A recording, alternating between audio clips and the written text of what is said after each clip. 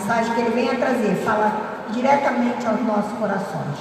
Pai querido, muito obrigado, Senhor, por poder estar na Tua presença. Nesta tarde, Senhor, nós queremos Te agradecer, ó Deus, pelas bênçãos recebidas. Nós já Te agradecemos, ó Deus, por tudo aquilo que nós já ouvimos e ouvimos. E agora, Senhor, o melhor, Senhor, que Tu possa falar aos nossos corações, assim Amém, como Deus. primeiramente Tu falaste ao coração do pastor Gilberto. Tome, nosso Deus, essa mensagem em Tuas mãos, para que nós possamos sentir, nosso Deus, Amém, tudo Deus. aquilo que precisamos ouvir. Muito obrigado, ó Deus. Nós Te pedimos e Te agradecemos, em nome de Jesus. Amém. Amém. Obrigado, irmãos. Boa tarde, gente boa. Se os irmãos puderem abrir suas Bíblias, não, deve ser do Júlio. Se os irmãos puderem abrir suas Bíblias em Filipenses, capítulo 4. Filipenses, capítulo 4. Filipenses é conhecida como a carta da alegria, mas ao mesmo tempo, essa carta da alegria é escrita por uma pessoa que está presa, por uma pessoa que está passando por dificuldades, por adversidades, e apesar de estar passando por adversidades, ainda tem cabeça para se preocupar com a igreja de Deus. Então, como vocês vão passar aqui, minha pregação dura só 5 minutos, né? Então, como vocês vão passar 5 minutos sentados, vocês podem ficar de pé, por favor, para a nossa leitura bíblica?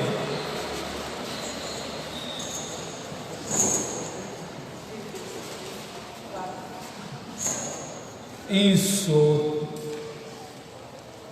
Eu vou deduzir que quem não levantou está com algum problema mesmo, né? Isso acontece. E que todo mundo já achou o texto bíblico, não é mesmo? Certo? Hoje em dia você pode buscar no celular. Então, lendo a partir do versículo 4, nós encontramos o seguinte: regozijai-vos sempre no Senhor. Outra vez digo, regozijai-vos. Seja a vossa equidade notória a todos os homens. Perto está o Senhor. Não estejais inquietos por coisa alguma. Antes, as vossas petições sejam em tudo conhecidas diante de Deus pela oração e súplica com ação de graças. E a paz de Deus, que excede todo entendimento, guardará os vossos corações e os vossos pensamentos em Cristo Jesus. Quanto ao mais, irmãos, tudo o que é verdadeiro, tudo o que é honesto, tudo o que é justo, o que é puro, tudo o que é amável, tudo o que é de boa fama, se alguma virtude, se há algum louvor, nisso pensai. O que também aprendestes e recebestes e ouvistes e vistes em mim, isso fazei, e o Deus de paz será convosco. Ora, muito me regozijo no Senhor por finalmente reviver a vossa lembrança de mim, pois já vos tinhais lembrado, mas não tinhais tido oportunidade. Não digo isto por necessidade, como por necessidade, porque já aprendi a contentar-me com o que tenho. Sei estar abatido e sei também ter abundância. Em toda maneira e em todas as coisas estou instruído, tanto a ter fartura como a ter fome, tanto a ter abundância como a padecer necessidade. Posso todas as coisas em Cristo que me fortalece. Os irmãos podem sentar.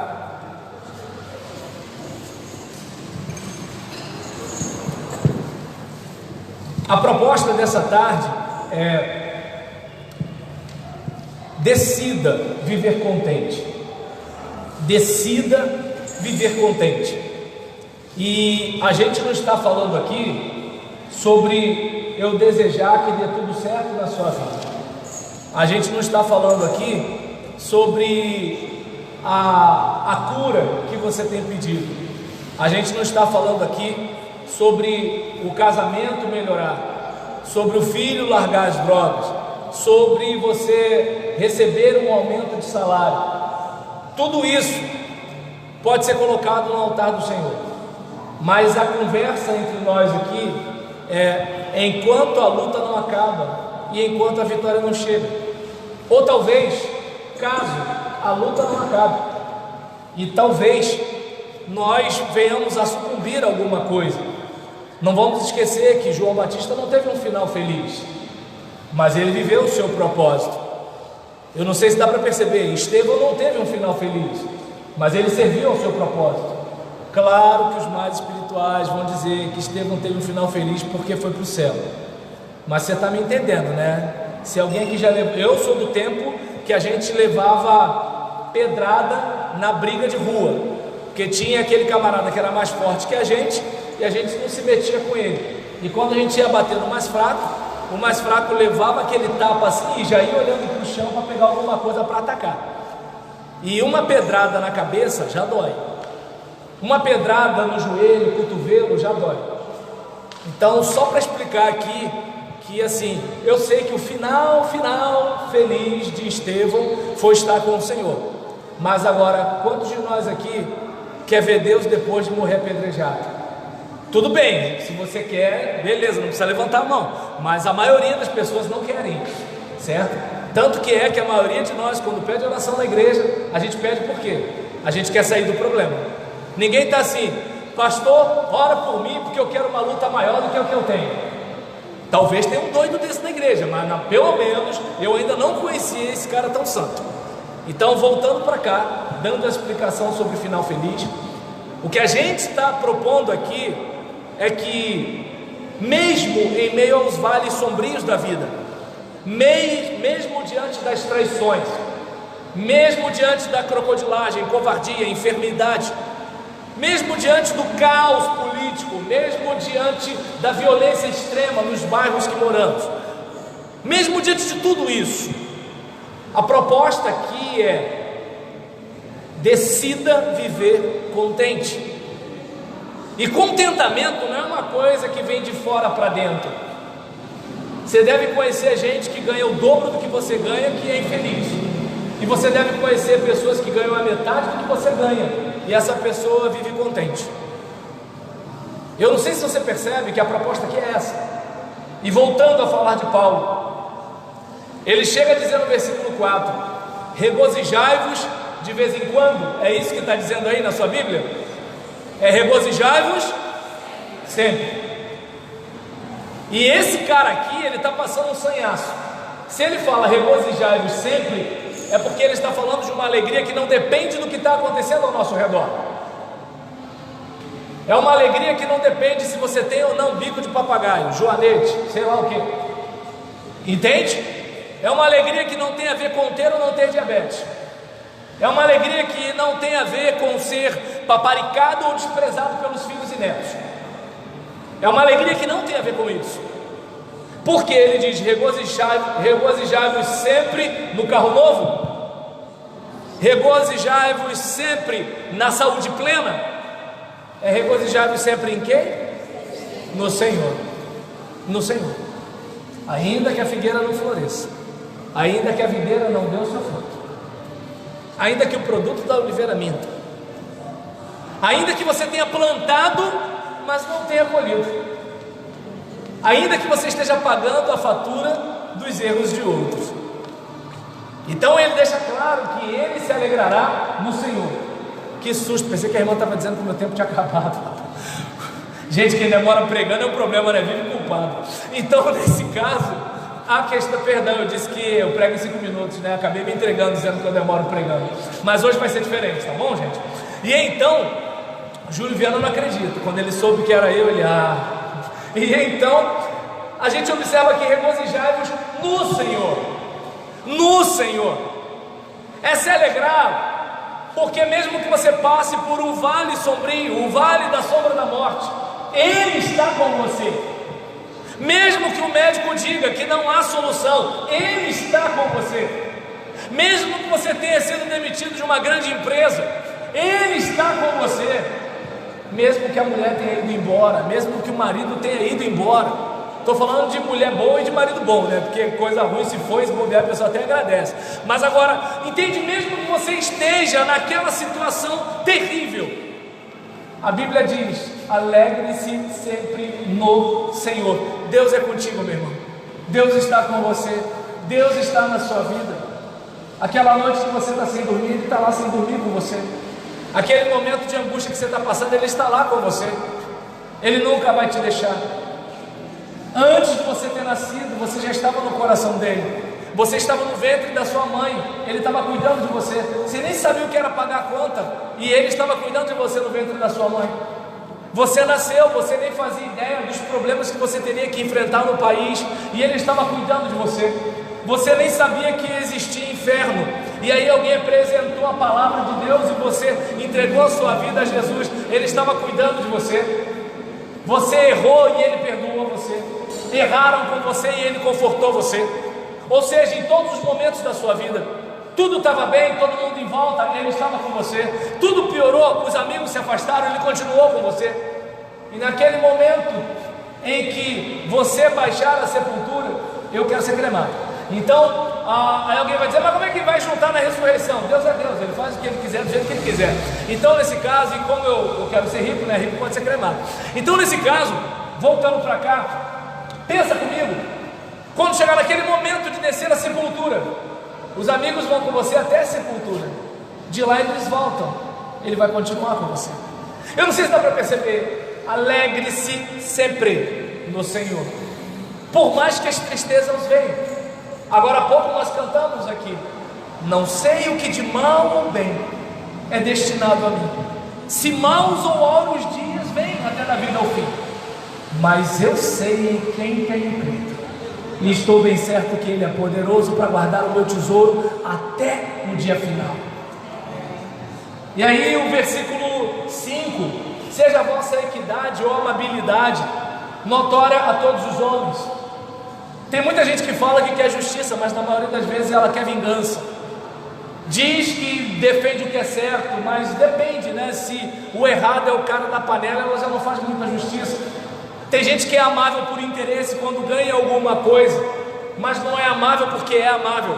Tem gente que honra as pessoas de acordo com aquilo que ganha, não honra as pessoas porque sente prazer em honrar as pessoas. E aqui está dizendo, olha, que vocês possam ser pessoas equilibradas no tratamento umas com as outras, e que as pessoas possam estar vendo, e mesmo que as pessoas não vejam, perto está o Senhor, aquele que tem os olhos como chama de fogo, conhece as suas obras.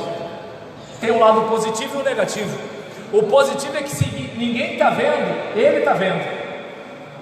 O negativo é que talvez você possa parecer uma pessoa 100%, e você sabe que não é, e Ele também está vendo. É tipo aquele, eu sei o que você fez no verão passado. E então, versículo 6: não estejais inquietos por coisa alguma. Mas como é que eu vou pagar o aluguel do mês que vem? A Bíblia diz coisa alguma. Mas como é que eu vou fazer esse tratamento de saúde? Coisa alguma. Mas como é que eu resolvo esse problema com o meu neto? Coisa alguma. Primeiro que, se a coisa está sob controle, para que se preocupar? E se ela está fora de controle, do que vai adiantar você se preocupar? Eu não sei se dá para perceber. E então, diz aqui: não estejais inquietos de coisa alguma, antes das vossas petições sejam em tudo conhecidas diante de Deus, pela oração e súplica com ação de graças. Vendo aqui, irmã Vilsa, lembrei do meu pastor Elias, em que no momento de dificuldade ele estava conversando comigo: olha, a sua dificuldade pode servir como munição para as nossas orações. E é verdade.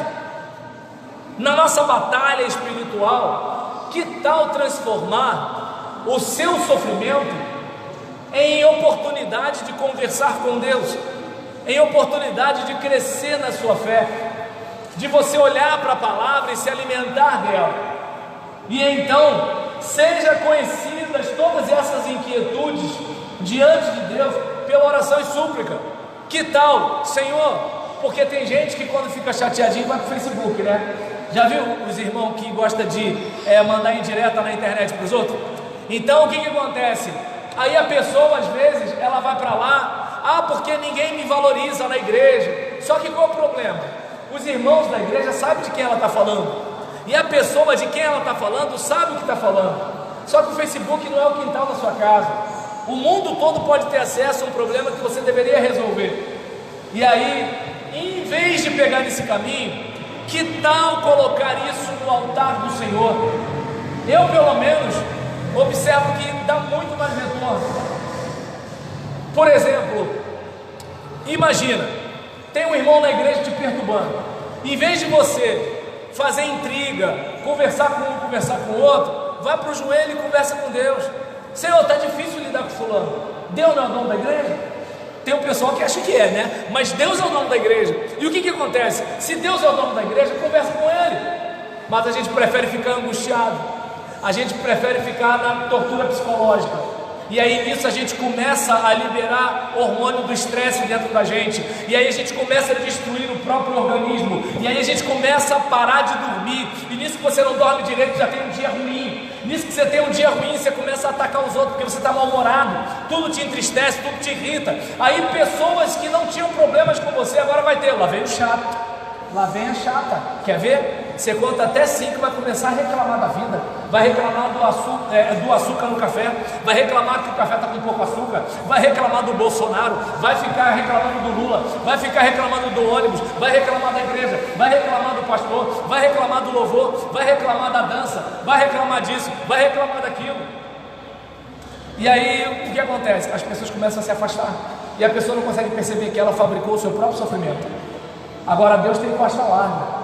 Você pode reclamar, você pode botar tudo para fora, você pode falar que não aguenta mais o irmão fulano, você sabe que ele não vai te entregar, porque tem uma turma que leva e traz, né? Você vai desabafar com o fulano, ele conta tudo pro Beltrano. Ó, só para te calçar. Fulano está falando isso de você. Deus não vai fazer isso, entende?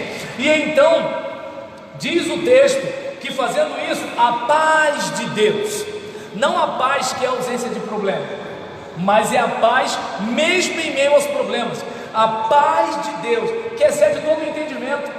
Como é que fulano pode estar rindo se ele está cheio de conta para pagar? Como é que fulano pode estar rindo se ele está com uma doença grave? Como é que fulano pode estar rindo se o mundo todo está contra ele?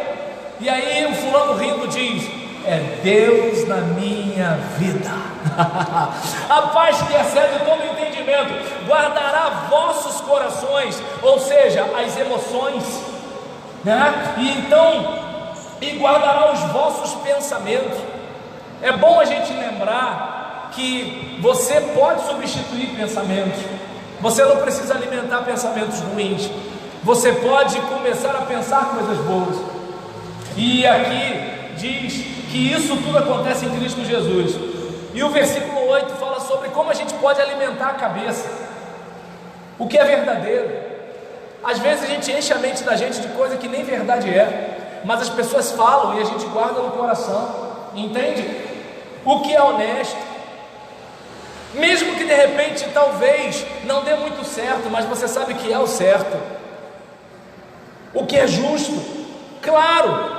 Praticar justiça nesse mundo injusto vai trazer um pouco de problemas.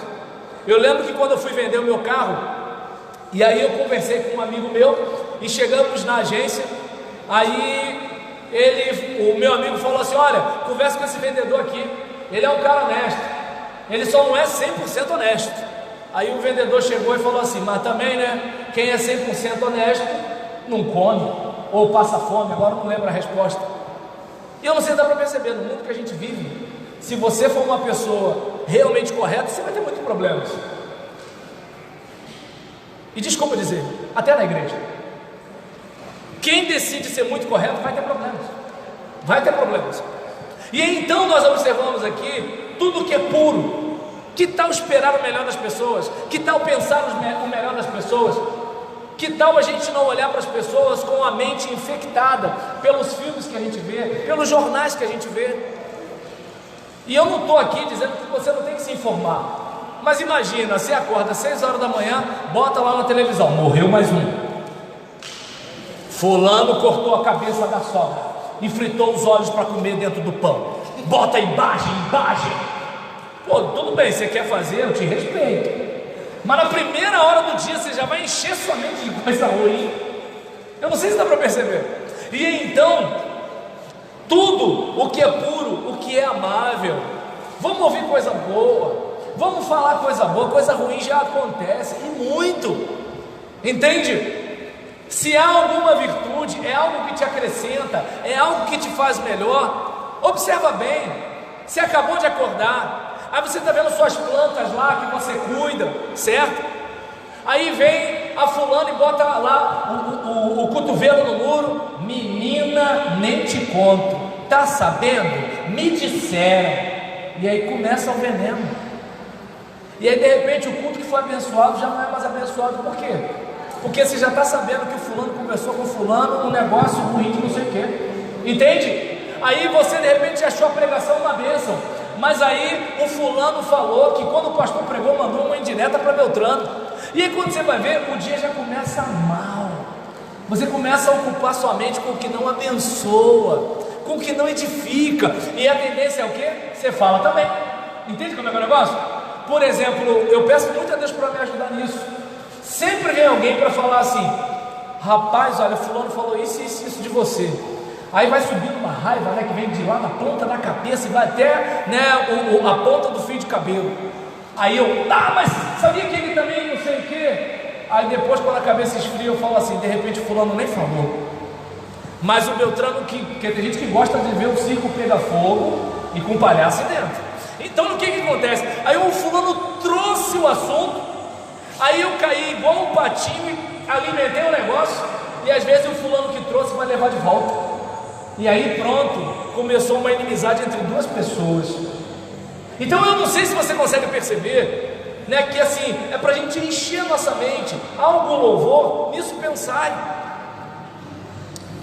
E nesse caso aqui, a gente está aqui há 20 minutos, já estou no versículo 9, a gente observa aqui como o texto diz: o que também aprendestes e recebestes e ouvistes e vistes em mim, isso fazei, e o Deus de paz será convosco. Aí seria importante que nós parássemos para pensar um pouquinho o seguinte: até que ponto nós estamos colando com gente que está crescendo? Pensa comigo o seguinte: se você, meu irmão, tem dificuldade de ficar alegre no meio do problema, como é que você pode aprender isso? Cola com gente que mesmo em meio ao problema tem alegria.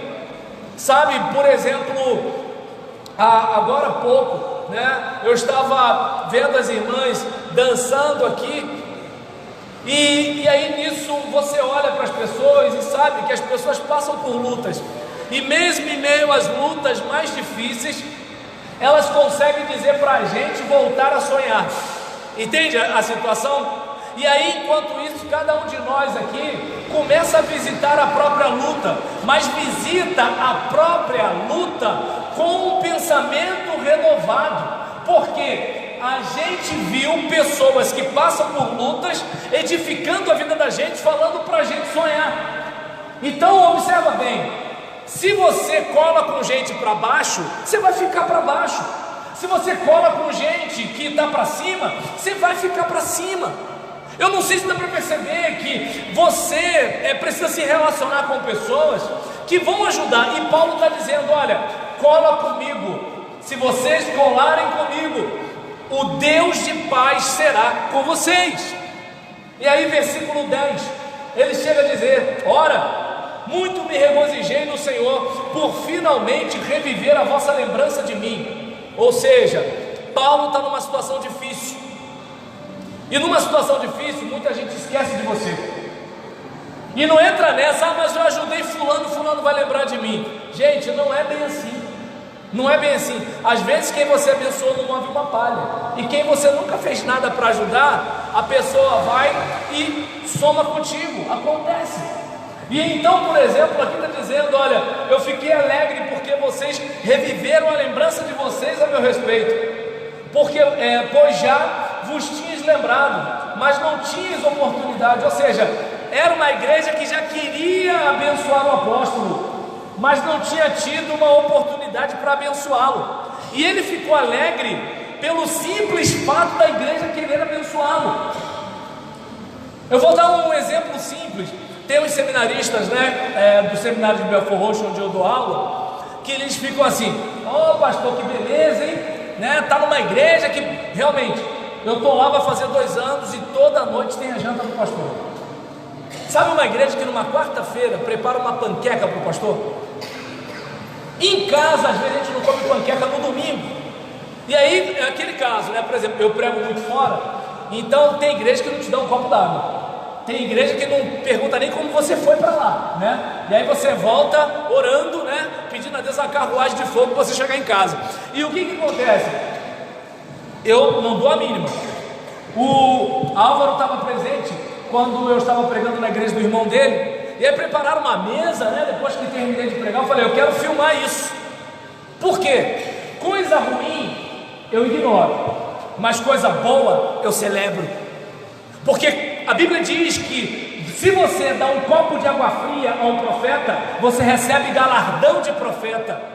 Então, se uma igreja não trata com honra o seu pregador, se uma igreja não trata com honra o seu pastor, o que você vai esperar de uma igreja dessa? Agora, quando você recebe esse bom tratamento, no meu caso, honra quem tem honra. E aqui Paulo, ele está alegre. Ele está alegre porque a igreja quis fazer alguma coisa por ele. Então, às vezes, voltando ao assunto, né, dos alunos, pastor, como é que pode? Eu falei, é simples, né? O pessoal ama você e te trata bem. E aí você celebra, né? E aí, muitas vezes, algumas pessoas, elas não conseguem perceber que, mesmo que a igreja não possa fazer muita coisa, mas o fato dela fazer algo já abençoa alguém. E então, Paulo está muito alegre, e ele deixa muito claro no versículo 11, que é o miolo do que eu falei aqui. Não digo isto como por necessidade, porque realmente Paulo estava precisando de ajuda, mas ele está deixando claro, eu não estou falando isso porque eu estou precisando, eu estou falando isso, né, porque realmente eu estou alegre de ver a generosidade do povo de Deus. E ele deixa claro no versículo 11, porque já aprendi a contentar-me com o que tenho. E aí eu gostaria que você parasse para pensar, como anda o seu contentamento? Entende a situação? É importante que você pare para pensar. Ah, pastor, você não sabe como é que é a minha luta com meu filho. Eu sei qual é a luta de querer ter um filho e não poder ter. Ah, pastor, você não sabe como é que é difícil lidar com a minha mãe. Eu sei o que é dia das mães querer minha mãezinha e não ter. Ah, pastor, você não sabe como é que é viver assim, viver assado, viver assim, viver assado. E às vezes a pessoa ela não consegue perceber a importância do contentamento, da decisão de viver contente. E aí o texto deixa muito claro, eu aprendi a viver contente. E qual é a decisão que você toma? Qual é a decisão que você toma diante do problema? Porque talvez você esteja sentindo dor na perna, você tem perna para sentir dor. Você esteja reclamando do seu marido, você tem marido para reclamar. Você esteja reclamando do seu cabelo, você tem cabelo para reclamar. Você esteja reclamando da sua igreja, você tem igreja para reclamar. Você esteja reclamando do seu pastor, você tem pastor para reclamar. Você esteja reclamando do seu emprego, você tem emprego para reclamar. Você esteja reclamando da sua casa, você tem casa para reclamar. Então Paulo deixa muito claro, eu aprendi a viver contente, eu aprendi a desenvolver o contentamento, eu aprendi a ser feliz. E aí eu não sei se você percebe que as pessoas ingratas são as pessoas mais infelizes, porque como elas reclamam de tudo, as suas palavras liberam pensamentos ruins, e os seus pensamentos provocam sentimentos ruins. E gente assim pode estar na igreja, irmãos, é gente infeliz. A Bíblia diz que se os seus olhos forem luz, tudo vai ser iluminado, mas se os seus olhos forem trevas, que grandes trevas serão.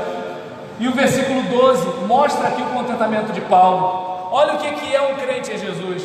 Sei estar abatido, ser abatido faz parte da vida, e sei também ter abundância.